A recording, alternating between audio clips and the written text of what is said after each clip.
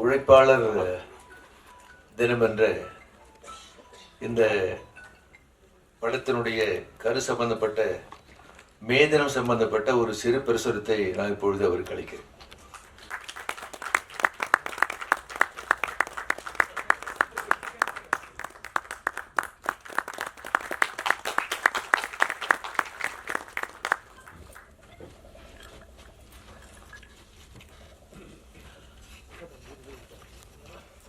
படத்தினுடைய இயக்குனர், தயாரிப்பாளர், முக்கியமான பாத்திரத்தை ஏற்றிருக்கக்கூடிய நம்பிராஜன் அவர்களே, இந்த படத்தில் நடித்துள்ள கலைஞர்களே, பட தயாரிப்பில் பல்வேறு பணிகளை செய்த நண்பர்களே, நிகழ்ச்சி கலந்து கொண்டிருக்கக்கூடிய நண்பர்களே, தோழர்களே, சகோதரிகளே, உழைப்பாளர் தினம் என்ற இந்த படத்தினுடைய முழு திரைக்கதை பற்றியோ அல்லது மூலக்கதையுடைய முக்கியமான அம்சங்களை பற்றி எனக்கு தெரியாது. இருந்தாலும் உழைப்பாளர் தினம் என்ற இந்த படத்தினுடைய இசைத்தட்டு வெளியீட்டு விழான்னு சொல்லுகிற போது அந்த ஒரு காரணத்திற்காக இந்த நிகழ்ச்சியில் கலந்து கொள்ள உண்மையில் நான் பெருமைப்படுகிறேன்.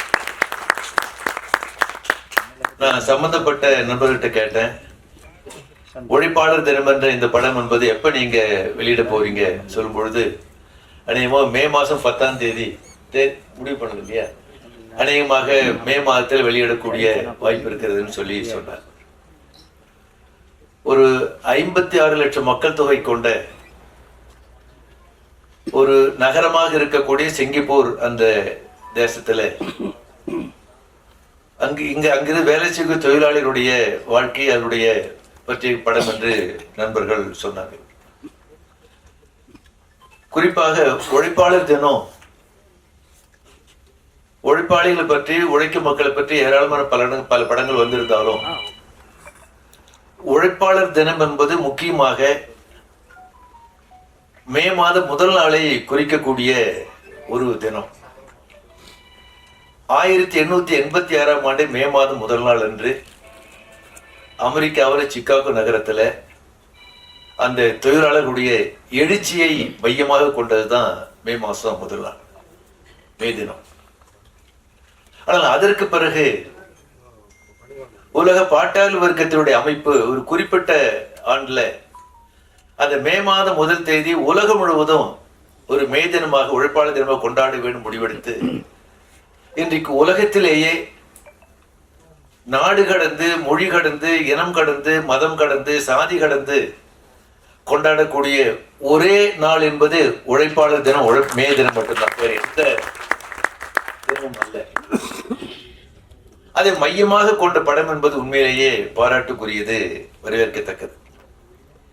இதுல சில நான் ஏற்கனவே சொன்ன படத்தினுடைய திரைக்கை கரு பற்றி முழுமையாக எனக்கு தெரியாது.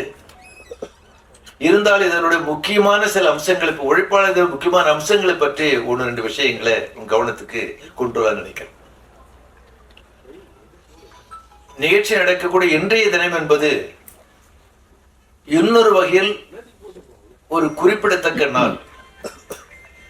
உழைப்பாளி வர்க்க தொழிலாளர்களை அதிகார வர்க்கமாக, ஆளு வர்க்கமாக மாற்றிய உன்னதமான மனிதர் மாமேதை லெனினுடைய பிறந்த நாள் ஏப்ரல் 22. மார்க்சிய தத்துவத்தை மார்க்சும் ஏங்கல்ஸும் இணைந்து உருவாக்கினார்கள். தத்துவமாக, சித்தாந்தமாக இருந்ததை நடைமுறைப்படுத்தி முதலாக உலகத்தில் 1917ஆம் ஆண்டு நவம்பர் 7ஆம் தேதி அன்று ஒரு புரட்சி மூலம் அதிகாரத்தை கைப்பற்றக்கூடிய மகத்தான புரட்சியை நடத்தி தொழிலாளி வர்க்கத்தை ஒரு ஆளும் வர்க்கமாக அமர்த்தியவர் தான் மாமேதை லெனின் அவர்கள். குறிப்பாக மேதின வரலாறு, மேதின தத்துவம் பற்றி சொல்லுகிற போது மார்க்ஸ் அவர்களோ, ஏங்கல்ஸ் அவர்கள், லெனின் அவர்களோ அல்லது உலக புரட்சியில் கலந்து கொண்ட புரட்சி தலைவர்களோ ஏராளமான விஷயத்தை சொல்லியிருக்கிறாங்க. அதுல ஒரு முக்கியமான அம்சத்தை லெனின் சொல்லியிருக்காரு. இப்ப கூட அந்த சிங்கப்பூர் முதல் பாடல்ல அந்த சிங்கப்பூர் தேசத்துல அந்த நாட்டை உருவாக்குவதில் பல்வேறு பணிகளை செய்வதில் வளர்ச்சியில் தொழிலாளர்களுக்கு எந்த அளவுக்கு முக்கியமான பங்கு இருக்கு என்பது அந்த பாடல்ல சில வரிகள் என்பது வருது. ரொம்ப முக்கியமானது. ஆனா அதை பற்றி ஒரு ஒரு நுட்பமான அம்சம் மார்க்சிய தத்துவத்திலே முக்கியமான நுட்பமான அம்சம் என்ன? யாராவது உங்களுக்கு மார்க்சிய தத்துவத்தை பற்றி ஒரு வாக்கியத்துல ஒரு சென்டென்ஸ்ல சொல்லணும்னு சொன்னா எதை சொல்ல வேண்டியது இருக்கும்? அதாவது முதலாளிகள் தொழிலாளி வர்க்கத்தை சுரண்டக்கூடிய அதனுடைய ரகசியம் என்ன, அதனுடைய முக்கியமான அம்சம் என்ன என்பதை ஒரு அறிவியல் பூர்வமாக உலகத்தில் முதல்ல கண்டுபிடித்தவர் காரல் மார்க்ஸ் தான். அதை சாதாரணமா உங்களுக்கு ஆங்கிலத்தை எக்ஸ்பிளாய்டேஷன் சொல்லுவாங்க, தமிழ்ல சுரண்டல் சொல்லுவாங்க. அதுல முக்கியமானது லாபம். முதலாளி தொழிலாளிகள் எவ்வாறு சுரண்டுகிறான், தொழிலாளிகளை சுரண்டி எவ்வாறு லாபம் ஈட்டுகிறான், அதில் நுட்பமான அம்சம் என்பது ஆங்கிலத்தில் சர்ப்ளஸ் வேல்யூன்னு சொல்லுவாங்க, உபரி மதிப்பு லாபம் என்பது. லெனின் என்ன சொன்னார்னா, உலகத்திலேயே முதலாக முதலாளிகள் தொழிலாளர்களை சுரண்டுவதை உபரி மதிப்பென்ற அந்த தத்துவத்தின் மூலம் முதலாளிகள் தொழிலாளர்கள் சுரண்டுவதை கையும் களவுமாக பிடித்தவர் காரல் மார்க்ஸ் சொன்னார். நீங்க யாராவது பஸ்ல பிக் பாக்கெட் அடிச்சா அந்த பிக் பாக்கெட் அடிக்கிறவங்க கையும் களவும் பிடிக்கிறாங்க பாருங்க. அந்த மாதிரி எப்படி முதலாளி தொழிலாளி சுரண்டுறது என்ன சொல்றோம், இல்லைன்னு என்ன சொன்னாங்க, he caught them red handed, கையும் களவுமா பிடிச்சது. அந்த அம்சம் அந்த தத்துவம் தான் உலகம் முழுவதும் கம்யூனிஸ்ட் இயக்கமோ பாட்டாளி வர்க்க இயக்கமோ வலுவாக இந்த உலகம் முழுவதும் இருக்குது. அதுதான் காரணம். உலகத்தில் பல இயக்கங்கள் இருக்கு. ஆனா உலகம் முழுவதும் எல்லா நாடுகளில் இருக்கக்கூடிய இயக்கம் என்பது கம்யூனிஸ்ட் இயக்கம், புரட்சிகர இயக்கம் தான். மற்ற ஒரு நாட்டுல இன்னொரு நாட்டுல இருக்காது. அப்ப அப்படிப்பட்ட மகத்தான தத்துவம். அதுல குறிப்பா அந்த உபரி மதிப்பு பற்றி, சர்ப்ளஸ் வேல்யூ பற்றி மார்க்ஸனுடைய அந்த வார்த்தைகளை மட்டும் சொல்றேன். உழைப்பு பற்றி சொல்லுகிற உழைப்பாளர் சொல்லும் பொழுது, மனிதன் தன்னுள்ளே உறங்கி கிடக்கும் ஆற்றல்களை உணர்த்தி தட்டி எழுப்பி வளர்த்து தனக்கு கீழ்ப்படியுமாறு கட்டாயப்படுத்துகிறான். உழைப்பு சக்தியை பற்றி மார்க்ஸ் சொன்னது. இத்தகைய உழைப்பாளிகளை வேலையில் சேர்த்து தொழிலாளர்களாக சுரண்டக்கூடிய அது இந்த முதலாளித்த நிறுவனம் என்பது இருக்கு. அப்ப இப்படிப்பட்ட ஒரு முக்கியமான அம்சம் உழைப்பாளர் தினத்துல ஒரு நம்ம குறிப்பிட படத்தில் வரக்கூடிய முக்கியமான அம்சம். அதுல உழைப்பாளர் தினம் மே மாதம் 1ஆம் தேதி 1886 எழுச்சி ஏற்பட்ட போது தொழிலாளர்கள் மீது துப்பாக்கிச்சூடு, கைது, சிறை வழக்கு விசாரணை நடக்குது. அந்த விசாரணை நடைபெற்று அதுல சிலருக்கு தூக்கு தண்டனை, நீதிமன்றம் தூக்கு தண்டனை கொடுத்துடுறாங்க. தூக்கிலேற்றப்படுவதற்கு முன்னதாக அந்த தொழிலாளர்கள் சொன்ன வாசகம், பேசிய வார்த்தைகள் என்பது ரொம்ப முக்கியமானது. என்ன சொல்றாங்கன்னா, இன்று நீங்கள் எங்கள் குரலை நெரிப்பதை விட நேரம் வரும் அப்போது எங்களது மௌனம் மிக சக்தி வாய்ந்ததாக இருக்கும். எங்களுடைய மௌனம் மிக சக்தி வாய்ந்ததாக இருக்கும். அந்த வார்த்தை, அந்த வாக்கியம் அவர்களுடைய அந்த தூக்கு மேடைக்கு செல்வதற்கு முன்னதாக அவர்கள் கூறிய வார்த்தை இருக்கு பாருங்க. இன்னைக்கு உலகம் முழுவதும் தொழிலாளர்களை இயக்கிக் கொண்டிருக்கக்கூடிய என்பதுதான் அந்த மேதன அந்த தியாகிகளுடைய அந்த முக்கியமான கருத்து. அந்த அடிப்படையில இந்த படம் தயாரிக்கப்பட்டு வெளியீடு உண்மை பாராட்டத்தக்கது. இது குறிப்பாக மேதனத்தை பற்றி தமிழொலி என்ற கவிஞர் 1952ஆம் ஆண்டு அவர் எழுதிய கவிதை என்பது பிரசுரமாக்கிறது. தமிழருடைய கவிதை தொகுப்புல அது இருக்கு. நான் ஒரு 2 வரிகள் மட்டும் சொல்ல நினைக்கிறேன். கோழிக்கு முன்னெழுந்து கொத்தடிமை போல் உடைத்து பாடுபட்ட ஏழை முகம் பார்த்து பதவதைத்து கண்ணீர் துடைக்க வந்த காலமே நீ வருக. மண்ணை இரும்பை மரத்தை பொருளாக்கி விண்ணில் மழை இறக்கி மேதினிக்கு நீர் பாய்ச்சி வாழ்க்கை பயிரிட்டு வாழ்ந்த தொழிலாளி கையில் விலங்கிட்டு காலமெல்லாம் கொள்ளையிட்ட பொய்யர்களும் நடுங்க பொங்கி வந்த மேதனமே. இந்த தமிழனுடைய அந்த மேதன அந்த கவிதையையும் நான் நம்பிராஜனுக்கு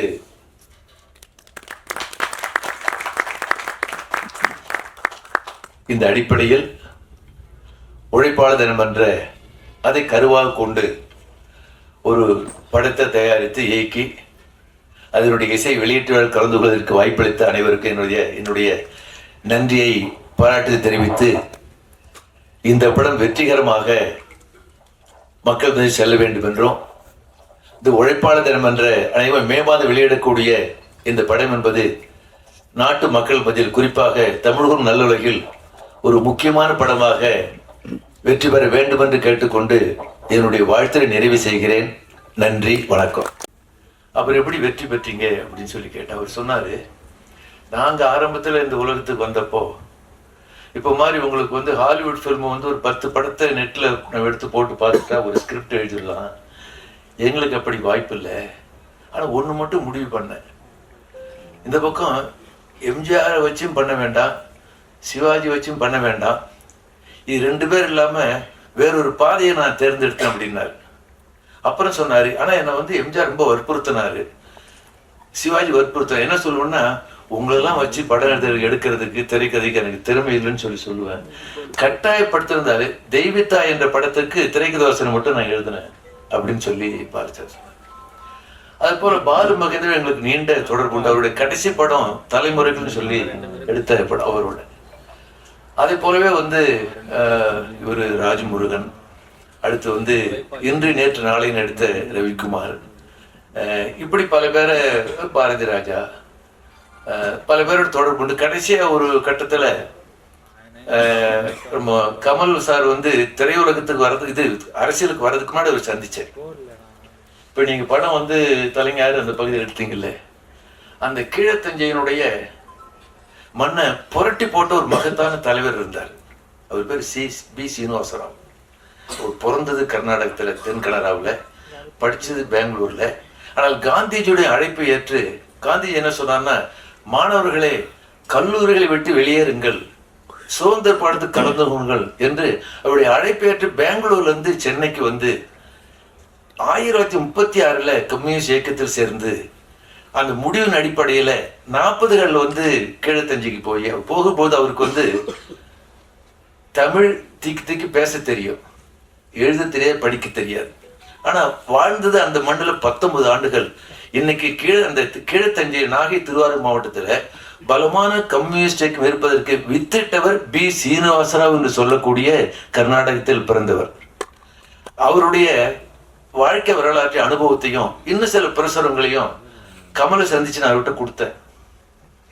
உங்க உருவத்துக்கு சீனிவாசராவ் நடிக்கலாம், அந்த புக்கெல்லாம் வாங்கிட்டாரு, நான் பாக்குறேன்னு சொன்னாரு. இப்படி உங்களுக்கு வந்து திரையுலகத்தை ஏராளமா சொல்ல வேண்டிய அவசியம் இருக்கிறது.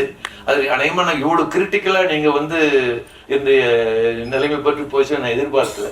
நீங்க வந்து அவரு சந்தோஷம், மற்றவங்க எல்லாம் ரொம்ப. அடுத்தது வந்து அந்த பாடல்கள் வந்து பின்னணி சொன்னார் பாருங்க, மலேசியாவில். ஏன்னா நீங்க நண்பர்கிட்ட சொல்லிட்டு இருந்தேன், ஆடு ஜீவிதம்னு ஒரு நாவல் வந்து படமா வந்துடுச்சு. அது வந்து அநேகமா ஏராளமான மொழிகளில் மொழியாக்கம் செய்யப்பட்ட ஒரு சிறந்த நாவல் படமா வந்திருக்கு. அப்புறம் இந்த மஞ்சள் பாயசை பற்றி சொன்னீங்க. ஆகவே இன்றைக்கு திரையுலகத்துல ஒரு முக்கியமாக உங்க வந்து கதையை கருவாக வைத்து அதற்கு பிறகு நீங்க வந்து நடிகர்கள் மற்றதெல்லாம் செலக்ட் பண்றது பதிலாக இவருக்காக இந்த கதை அந்த நிலைமை மாறி உங்களுக்கு வந்து உண்மையிலேயே மக்களுடைய வாழ்க்கையை, உழைக்கும் மக்கள் வாழ்க்கையை, பல்வேறு அம்சங்களை திரைப்படமாக கொண்டு வருவதற்கு முயற்சி எடுத்த உங்களை மீண்டும் பாராட்டி உங்கள் முயற்சி வெற்றி பெறுவதற்கு வாழ்த்துகிறேன். நன்றி, வணக்கம்.